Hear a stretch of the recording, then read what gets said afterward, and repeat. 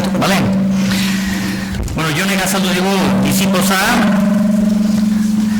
eta orain jungo gara Txingudiko eskolara, Txaro Joanenea eta Mailu Altzagak sustatzaileen batzordea.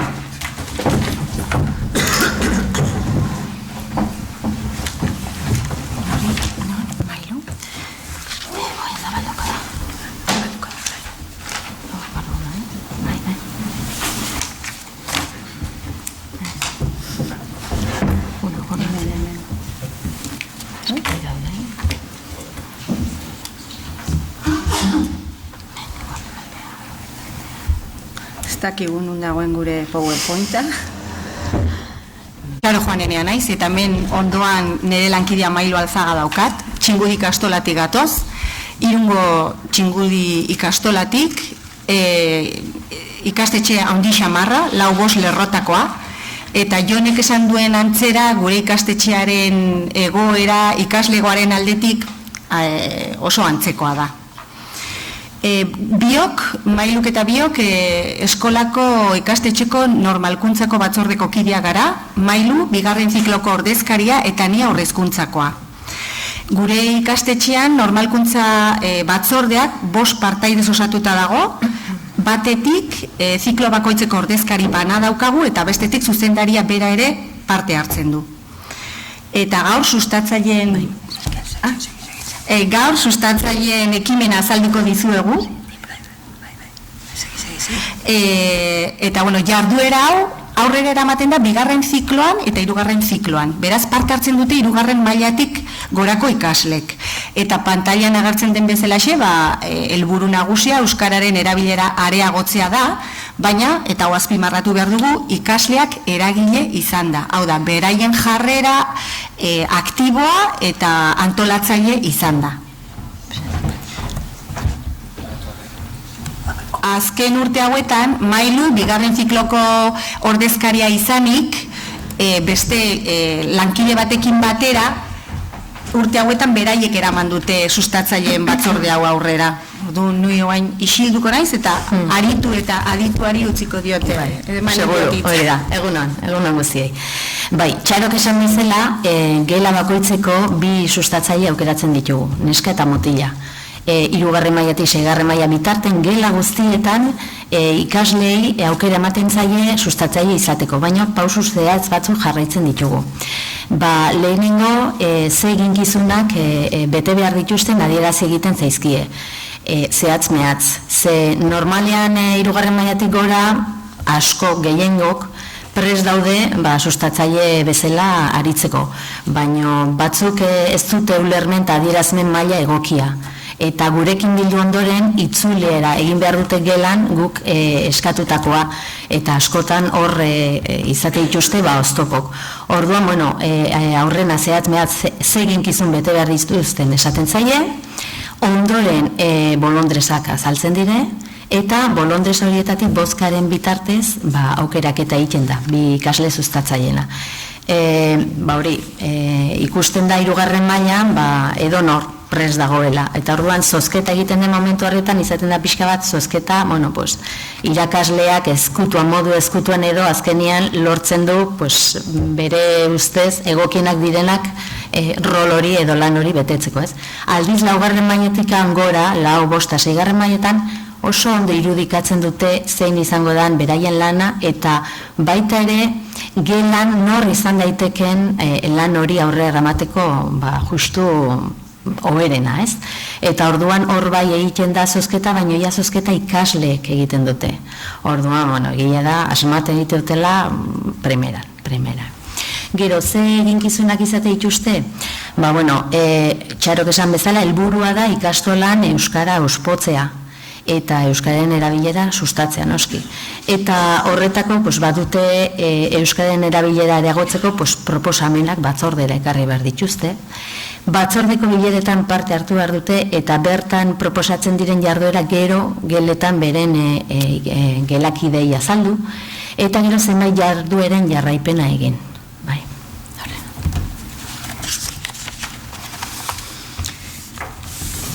Bueno, hor dituzu adibidez, eguneroko eginkizunetan, ikasle bakoitzak edo talde osoak euskara erabiltzeko hitz eman dezan eragin egin behar du. Eta euskara erabiltzeko konpromisoak oroitarazi behar dituzte. Bira, hemen ditugu adibidez, guk harrera astean egiten da sustatzaileen aukeraketa hori, harrera astea guretzako izaten dire iraileko lehenengo egunak, hor beste hainbat gauzen artean hau egiten dugu, eta orduan bertan konpromisoak lantzen ditugu. Zertara konprometitzen naiz ni, norbea, euskararen alde zerbait egiteko. Karo, landu egiten dugu, honen aurretikan gero ikusiko ditugu irudi batzuk, badaude hormirudi batzutan oinarritzen gara, talde txikitan egindako hormirudiak eta galdera izaten da, zergatik erabili behar dugu euskara kirolean, edo zergatik erabili behar da euskara jolasgaraian, edo zergatik ikasgelan, eta orduan talde txikitan ateatzen dituzte, gero ikusiko duzuten bezala, hainbat arrazoi. Eta hortatik abiatuta gero ateatzen ditugu konpromisoen zerrenda. Hemen ditugu adibidez, 3 konpromiso gaztelaniaz egiten badidati, nik euskaraz. Beste bat dago, geltokian ondokoarekin euskaraz egingo dut. Norbeak hartzen duen konpromisoa.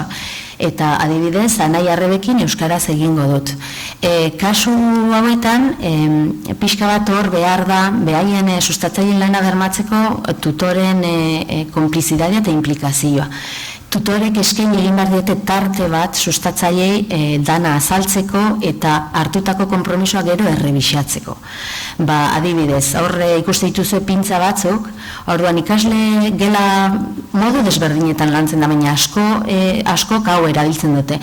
Ikasle bakoitzari pintza bana ematen zaio, apaindu egiten dute, izena jarri egiten diote, eta aukeratzen dute, tutoreren laguntzarekin, zer egingo dugu. Konpromiso bat aukeratuko dugu gela guztiak betetzeko, edo egingo dugu taldeka, konpromisoan aukeraketa, edo norbeak aukeratuko du konpromiso bat.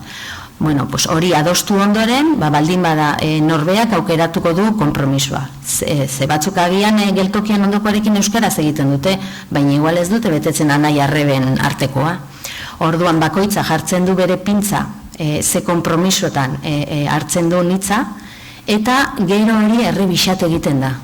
Tutoriak ere beste tartetxo bat eskaini behar dio, sustatzaileei eskaini behar die, errebisio hori egiteko. Batzutan izaten da, asteko errebisioa, ostiraletan tartetxo baten errebisioa egiten da, konpromisoen errebisio, edo 15ean behin, batzutan ezin bada astero. Eta hor eskubialdean ikusten duzute, nola neurtu hori, ez? Asko saiatu naiz eta lortu dut. Orduan, nire pintza, nik konpromisoan neukan pintza hori mugitu egiten dut horrara, ze lortu dut.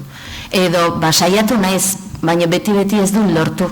Orduan, saiatzen jarraitu behar dudanez, gelditzen da oraindikan konpromiso hori betetzeko. Hor ikuste dituzue hormirudik eta hortik abiatuta ateatzen die konpromisoa. Hor ikuste zute zergatik hitz egin euskaraz kirolean, eta hor ikasleen artean ateatako laugarren maila baten kirolari euskaldunak izateko, entrenatzailearekin euskaraz egiteko, kirole euskaraz ikasteko, korrika egiten ere lagunekin euskara ikasteko, entrenatzaileari euskaraz erakusteko ez badaki, batzutan gertatzen zaie eskola kirolan eta igual tarteka, ez da oso ohikoena, baina eta orduan hortoka abiatuta gero konpromisoen zerrenda osatzen joaten gara. Badituzte sustatzaileek ere egunerokoi, ez, eta astero egiten den konpromisoen errebisioa, baina gero nozpeinka ere egiten diren beste hainbat jarduera, ez, urteko jarduerak pentsatzen eta adosten, gurekin bildu egiten dire, normalean 2. eta 3. zikloko normalkuntza arduradunekin bildu egiten dire hilabetean behin gutxi gora bera. Eta baita ere jardueren errebisioa egiteko. Orduan etorri egiten dire guregana eta azaldu egiten digute konpromisoen errebisio hori nola doan, eta hortan eskatzen dugu tutoren implikazioa, batzutan tutore gareno zentratu egiten gara kurrikuluma jartzen duna bete behar dela, iritsi behar garela, eta beste gauza hauei tarterik eskaini ez, eta gero behaiek etorri egiten direnen bilerara adierazi egiten dute, eta sentitzen sentitzen dire beraien lana ez dela aintzat hartzen, bai. Bueno, hor dituzue bi argazki, eta hori dire adibidez sustatzaile batzordean bildu ginen Euskaraldia antolatzen nahi ginela. Kao, neskamutil mordoa, ze hor bi eta hirugarren zikloko batera. Karo, guztira, 40 bat ikasle.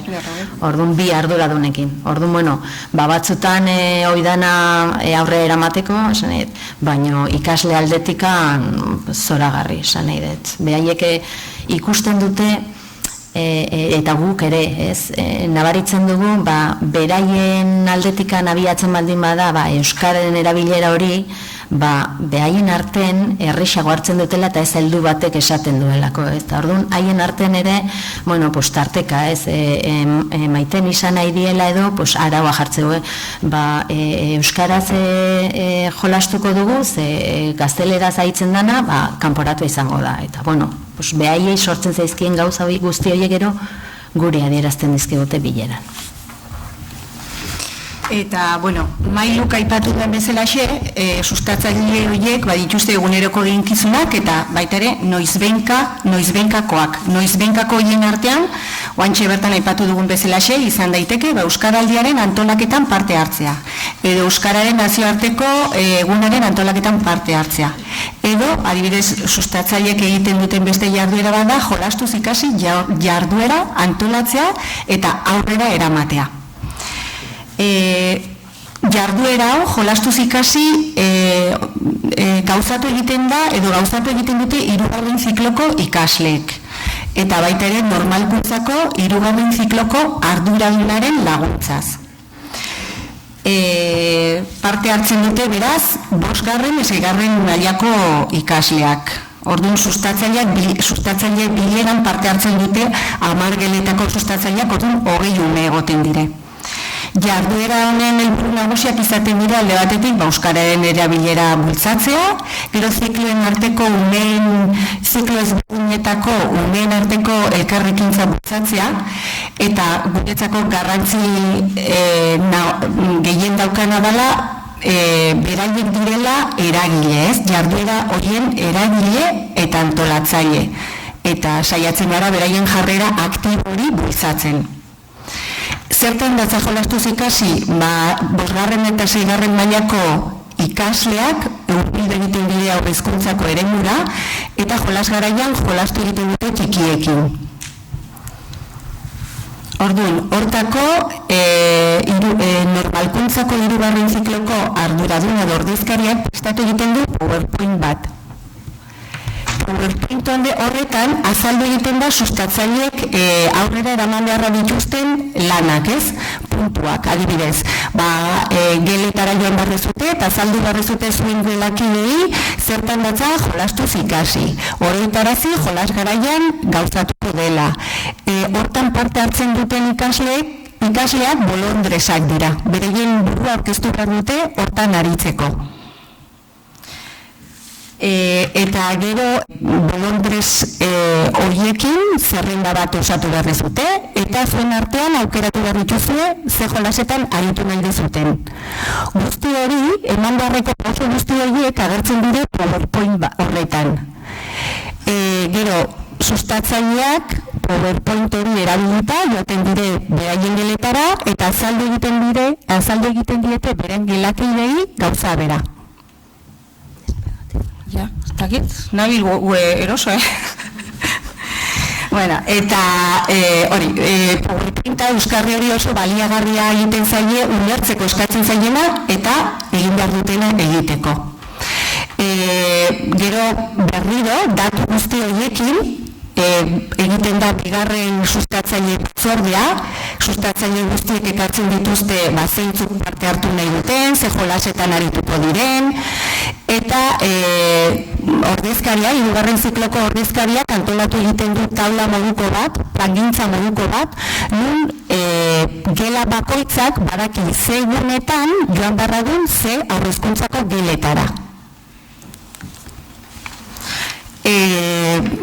Adibidez, 5. mailako A, astelen honetan, joango da 4 urteko A gelara.